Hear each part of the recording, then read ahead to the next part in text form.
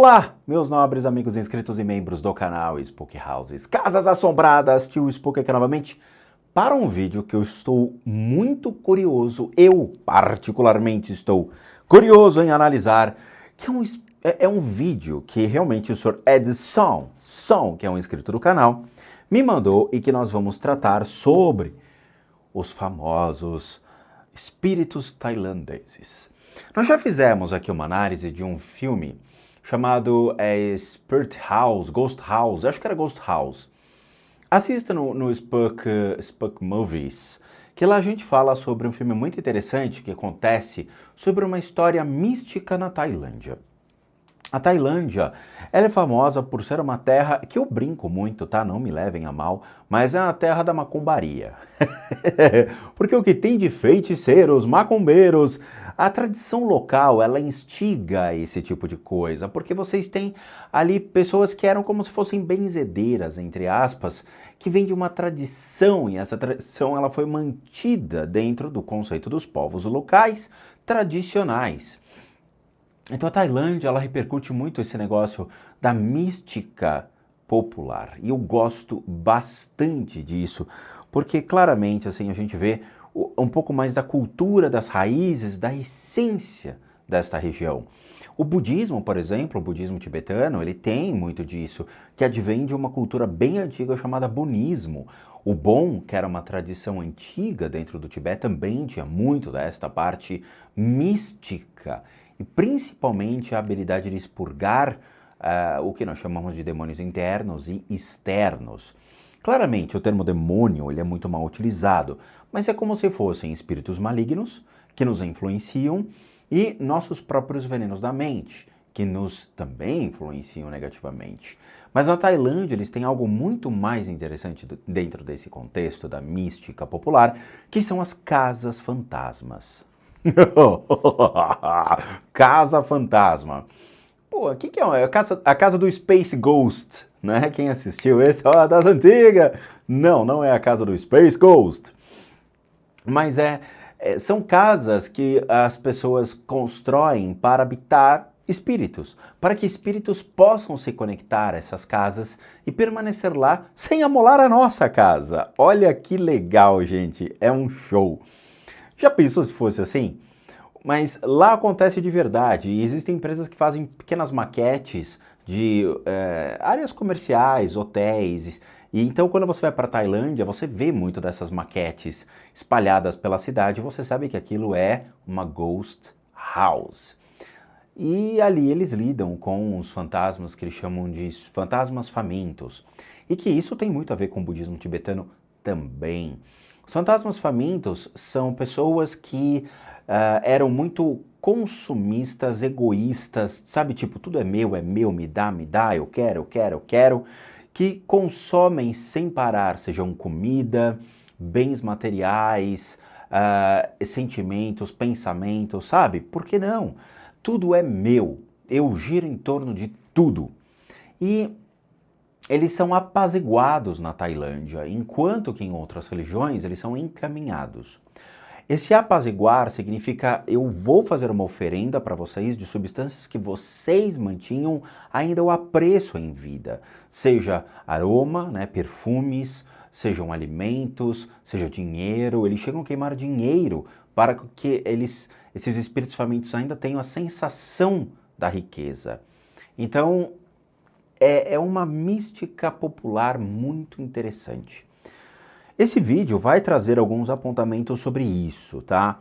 Eu dei um en passant aqui rapidão, só dando uns pulinhos para ver se tinha mesmo essa apresentação do Ghost House. Tem. Então, voltei e liguei a câmera, vamos bater esse papo sobre esse processo. Aqui eu não sei quem é, talvez acho que seja um morador local. Olha que legal, eu tenho isso aqui. Será que tá aqui? Eu acho que tá com a Dani. Esses flags eu mandei trazer da Tailândia, tá? Aqui dentro tem bandeiras, são tecidos onde são desenhados símbolos de proteção. Eu tenho da Tailândia, tá? Eu trouxe de um dealer, de um negociador tailandês que me trazia produtos. Eu tenho até, bom, aqui não tá mostrando, né? Mas na parte de trás, no armarinho, eu tenho alguns produtos que vieram da Tailândia. Eu gosto bastante, eles têm coisas muito legais. e eu sempre consumi esses produtos. Aqui nós temos um flag que tem, é uma bandeira, tá? Ela é grande pra caramba, é um negócio, um tecido que vai desse tamanho. Você pode colocar como um quadro na parede. Aqui é um cara sentado numa posição de meditação e aqui tem vários símbolos desenhados que são símbolos de proteção para expurgar o mal. Eles têm muito dessa mística. E tem templos que eles rezam sobre essas bandeirinhas, esses símbolos, e depois, claramente, eles comercializam. Não, nada é de graça no mundo espiritual. Nada. Tá? Aqui nós temos então uma imagem de um Buda tailandês, oferenda de aroma, tá? Eles oferecem incenso, que é o aroma, perdão, o ar tá seco aqui pra caramba, a oferenda de iluminação e de água. No budismo tradicional, a oferenda de água ela se limita a duas possibilidades, sendo água para beber ou água para banhar. Eu não sei aqui qual seria a oferenda de água nesse sentido, tá? Então nós temos um incenso, a vela, a água e a bandeirinha de proteção que está aqui dentro. Dá para ver, ó, o carinha sentado e tudo mais. Aqui eu não sei quais são os manuscritos que ele está utilizando aqui sobre a imagem de Buda. E aqui tem uma velinha, eu acho que é uma vela isso. Você sabe que tem incenso que é um incenso interessante, que é uma espécie de um cordão que você queima, ele fica pendurado. Eu não sei se isso aqui o que é. Pode ser uma garrafa de bebida, pode ser um incenso ou uma vela. Não sei, vamos ver. Hi guys, welcome back to Toon Lee's channel in Thailand. É uma garrafa. Today's New Year's Eve. Toon's already started this morning. Lit a candle for Buddha. And outside, just going to show you in a second, she's done something nice for our angel. Muito bem, ele fala que aquilo era um altar interno deles, né, uma oferenda a Buda, então provavelmente se é Buda, eles devem fazer uma oferenda dentro dos mesmos preceitos, seja a oferenda de aroma, seja a oferenda de iluminação, que todos os seres se iluminem e que todos os seres tenham água para beber ou água para banhar. Lembrando, existe uma diferença muito grande de outras religiões para o budismo. O budismo não é para pedir, tá? Aí é que existe o pulo do gato. No catolicismo, as pessoas vão à igreja para pedir. Raramente vão para agradecer. No espiritismo, muitas pessoas vão para pedir e não para agradecer. Idem para o judaísmo e outras religiões. O budismo, o altar budista, não é para pedir nada.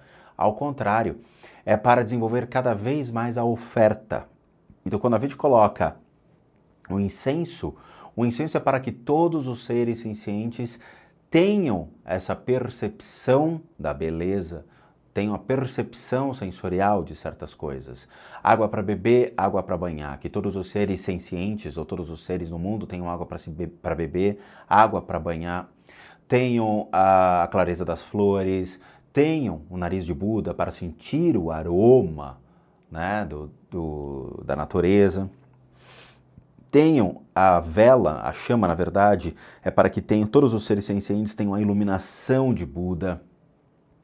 Os alimentos que são oferecidos também é para que todos os seres sencientes tenham alimento para a boca sagrada de Buda, ou seja, já que todos nós somos uma parte da consciência búdica, para que nós todos tenhamos alimentos para comer, tá? E música também, o ouvido para escutar o Dharma ou as práticas dos sutras advindas de Buda. Então, assim, o altar em si, ele é uma oferenda enorme para que todos os seres do mundo inteiro tenham possibilidades para ter uma vida e coisas em suas vidas. A gente não oferece, não pede, no sentido de eu estou lhe dando isso porque eu quero um carro, eu estou lhe dando isso porque eu quero uma casa. Não.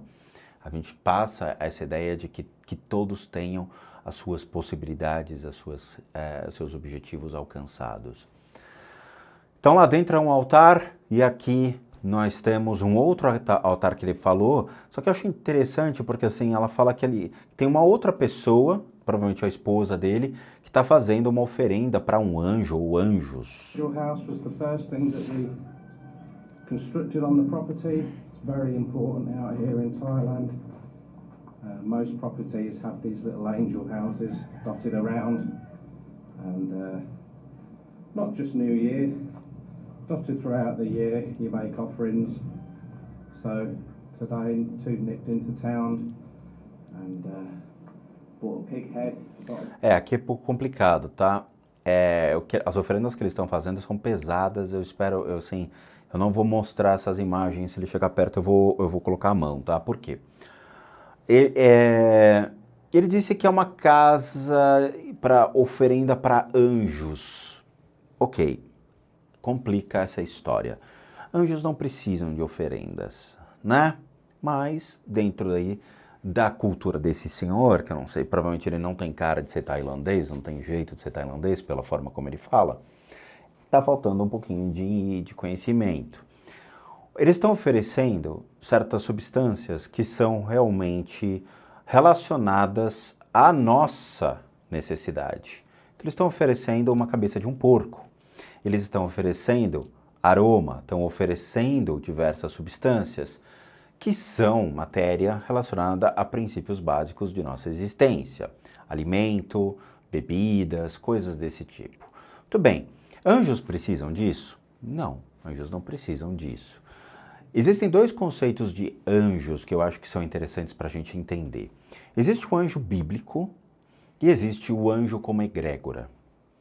O anjo bíblico, nós já falamos quem eram os anjos na playlist chamada A Origem de Deus. Então, se vocês querem saber quem realmente eram os ditos anjos bíblicos, recomendo que vocês escutem o podcast A Origem de Deus, que vocês vão saber quem eram os gigantes e quem eram os anjos, sobre a ótica da história das religiões e não da teologia, das pesquisas de campo feito por historiadores, pesquisadores, pessoas que realmente fizeram trabalho de 20, 30, 40 anos ali escavando e trouxeram essas informações, tá? Sobre a questão de os anjos como egrégora. Muito bem, desde que o mundo é mundo, nós temos várias místicas criadas. Então existe a história dentro do catolicismo, do cristianismo, de que existem certos elementos que poderiam ser agregados como fatores para ajudar os seres humanos. Então tem os anjos bíblicos, que são figuras ali com asas e tudo mais, nas quais nós podemos nos apoiar. Biblicamente é uma coisa, a egrégora angelical é outra. Existe uma egrégora, ou seja, um conjunto de energias por meio de pensamentos e intenções criados pela própria, vamos dizer assim, natureza energética de todos que habitam o planeta Terra, na esperança de que existam esses seres do mundo espiritual. Então, cria-se, por exemplo, as egrégoras de cura, as egrégoras de iluminação, diversos, vamos dizer assim, é um pouco complicado explicar, mas é como se fossem várias esferas de energia nas quais as pessoas rezam ou se espelham ou utilizam dessas energias até mesmo para fazer magia. Tá? Muitos magísteres criam essas egrégoras com o intuito de compartilhar energias. Então eu vou criar uma esfera de cura.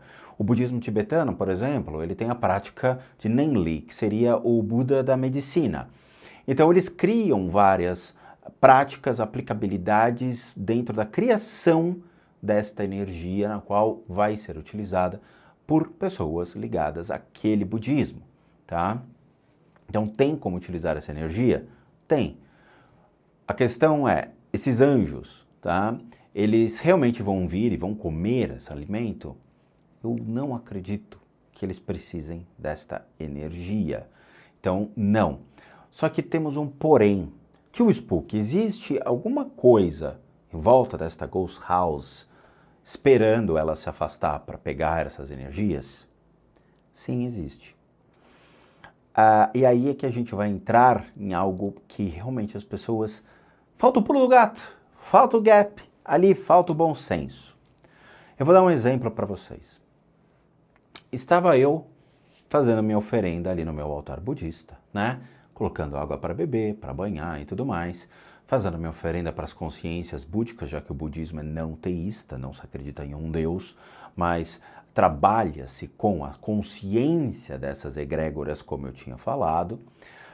Na hora que eu estou fazendo a oferenda para que toda a sangha budista tenha prosperidade para continuar os seus esforços de ensinamento, seja no Brasil ou no mundo, uma gota de água caiu no chão. Ups, né? Tipo assim, eu sou bem desastrado com algumas coisas. Na hora que essa gota de água caiu no chão, eu percebi que alguém entrou no quarto imediatamente. Eu olhei para trás e eu vi que tinha um espírito faminto. Esse espírito faminto, dentro do conceito budista, ele se alimenta da energia da água. A água é uma oferenda que nós fazemos a esses seres. Ele entrou, viu aquela gota no chão e falou, essa é minha. Eu juro, isso aconteceu de verdade, não é mentira. Isso foi fato mesmo. Eu limpei o chão rapidamente, olhei para ele e falei, não, eu ainda vou fazer uma oferenda para vocês. E isso acontece, todo final de semana nós fazemos, tudo não, a grande maioria dos finais de semana nós fazemos oferenda para esses seres, seja oferenda de água ou de aroma, esses mesmos seres que são cultuados na Tailândia e que essas energias são utilizadas para apaziguá-los. Eles têm uma forma diferente, tá? Esses espíritos famintos, eles têm uma forma bem diferente de ser vistos, não são a mesma coisa que as quiumbas, não são, tá? Eles têm uma forma diferente. Eles estão muito mais ligados aos praticantes do budismo ou praticantes dessas religiões mais antigas que trabalham com o culto à referência a esses seres. Nós temos um aqui.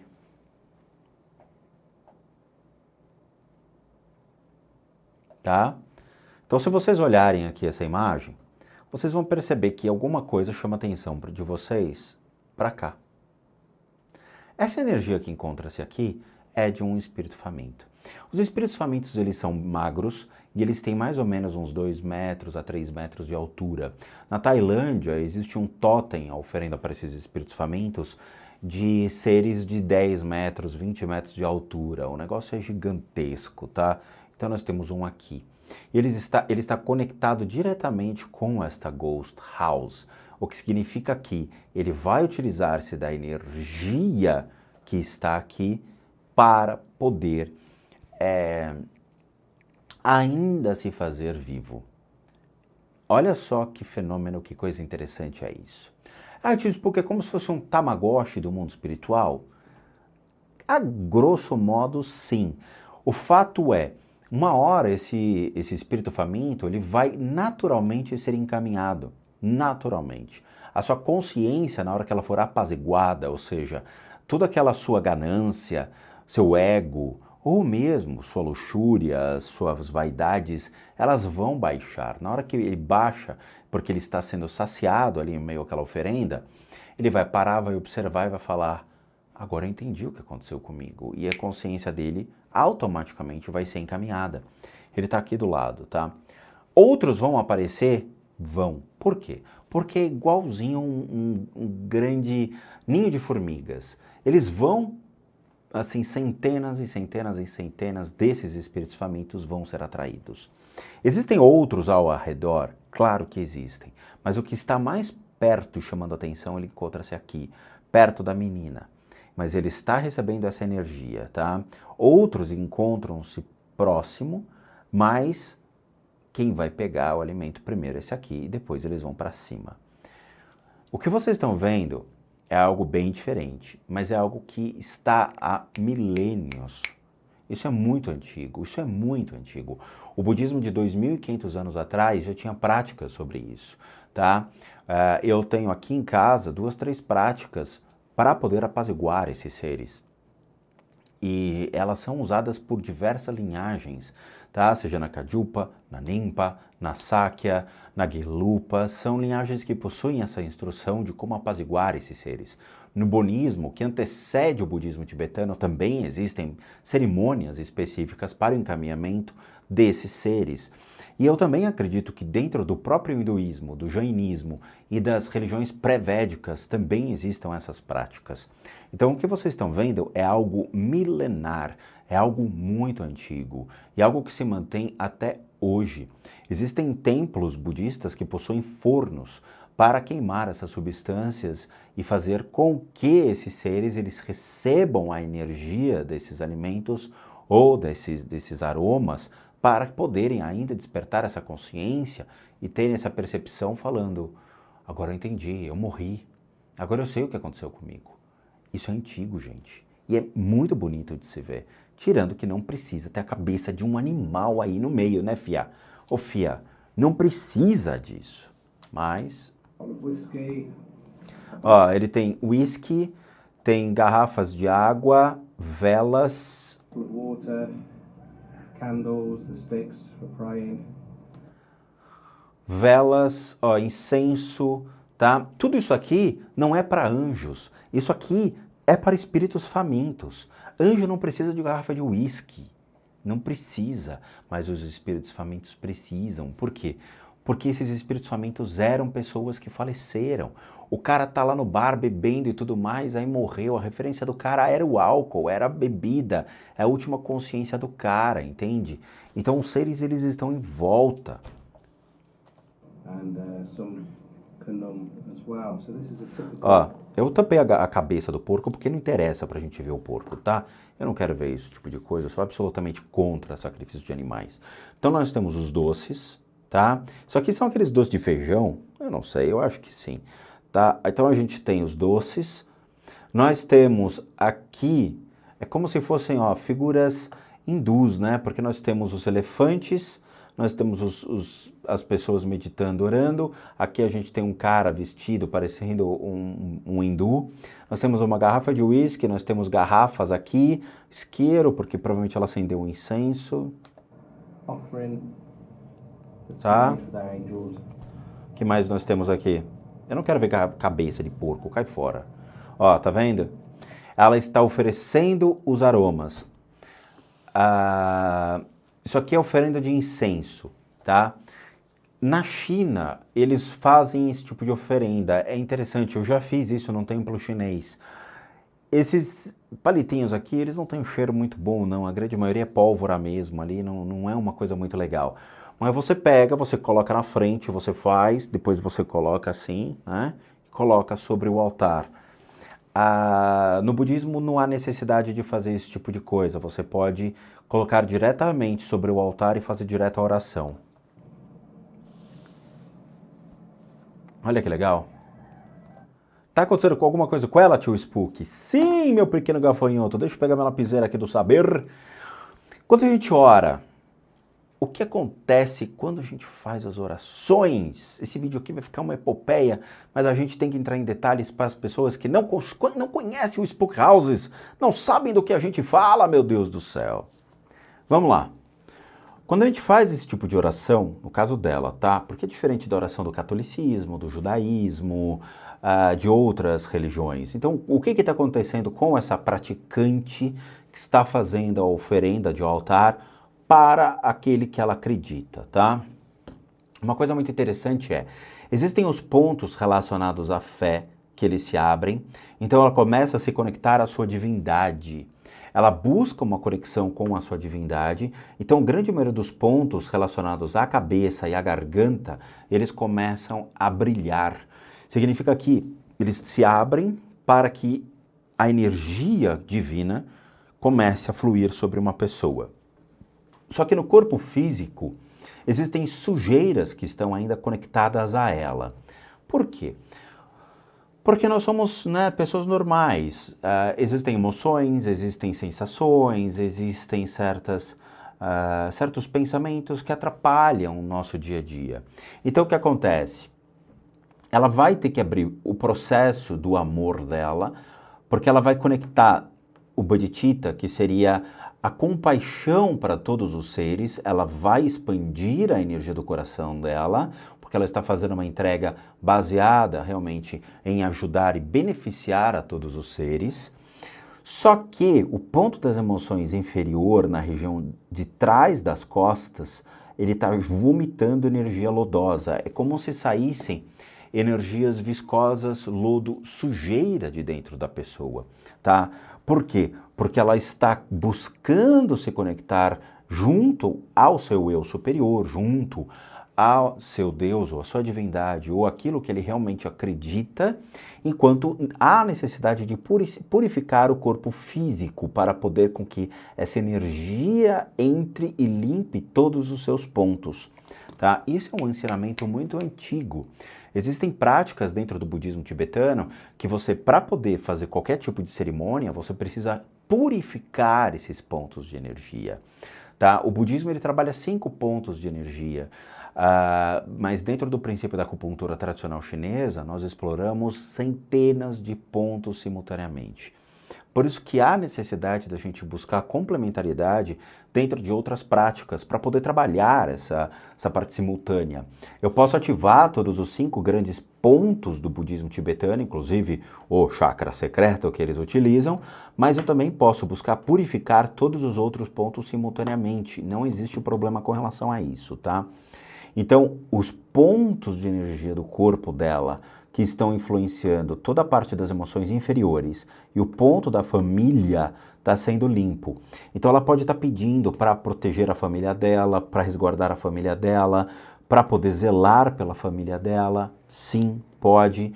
E bem como ela está limpando todas as suas vaidades, o seu ego, o seu apego, para que essa energia divina limpe e purifique todo o processo de energia, tá? Isso é legal pra caramba. Esse tipo de oração não é a mesma de uma oração católica, não é a mesma de uma oração feita por um judeu. Obviamente vai depender da prática que você está fazendo, vai depender do indivíduo, como ele está fazendo, qual é a motivação dele, principalmente qual é a motivação. Tem muitas pessoas que buscam motivação no ego. Eu quero, é meu. Vou acender uma vela para pedir para que eu consiga ganhar na loteria.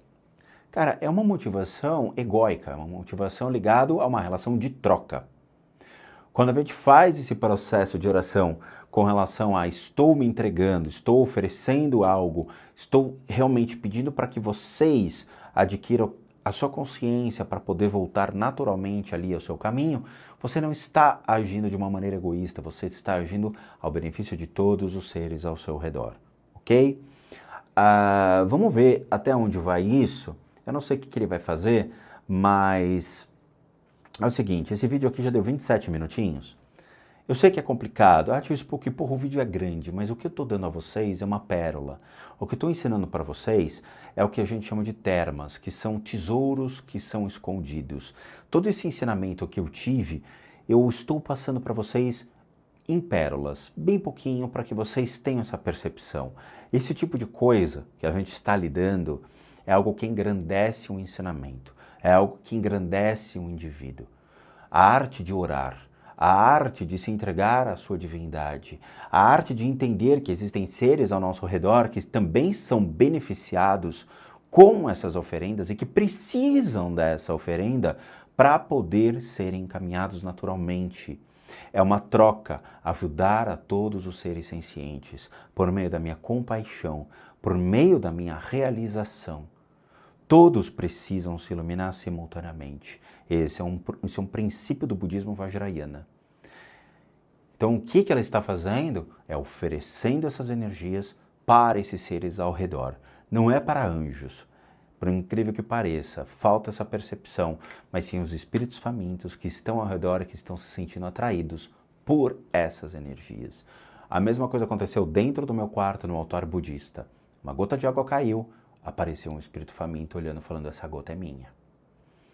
Não, eu vou lhe dar um banquete de gotas para que você possa adquirir a sua consciência e assim por diante. O lama que eu sigo, que é algo surreal, eu encontrei um cara incrível no mundo, ele oferece o oceano. Existe uma prática que você pode oferecer um rio ou mesmo um oceano para que esses seres se beneficiem e para que essas consciências sejam levadas. Se nós temos 8 bilhões de pessoas hoje no mundo, você imagina ao longo de toda a história quantas pessoas viveram e morreram, viveram e morreram, viveram e morreram e estão perdidas aí precisando ser encaminhadas. É sério. E é um processo lindo de se fazer. É uma entrega linda. A gente fica com medo, porque vem que vem, centenas e centenas e centenas desses espíritos famintos. Mas é um processo bonito de ajudar com que eles evoluam. É bonito mesmo. Então é o seguinte, a gente vai fazer uma pequena pausa, eu sei que é uma sacanagem com vocês, mas vamos com calma. Esses ensinamentos, de novo, é uma gotinha de água no oceano, é um aprendizado que faz vocês mudarem completamente a percepção de uma religião, de uma crença, se defrontar com uma coisa completamente nova, tá bom? A gente vai fazer uma pausa Já tem outros seres aqui que eu, obviamente, fiquei mais de olho nela, mas a gente vai continuar e eu vou mostrar para vocês o formigueiro desses espíritos famintos na hora que ela faz essa oferenda, o que acontece, tá bom? Então é o seguinte, só os recadinhos finais. Todo mundo que sabe que eu, Rodrigo, sou um terapeuta, um psicoterapeuta alternativo, licenciado nacional e internacionalmente por institutos que me habilitam, me capacitam, para que por meio de técnicas alternativas a gente consiga complementar a medicina tradicional.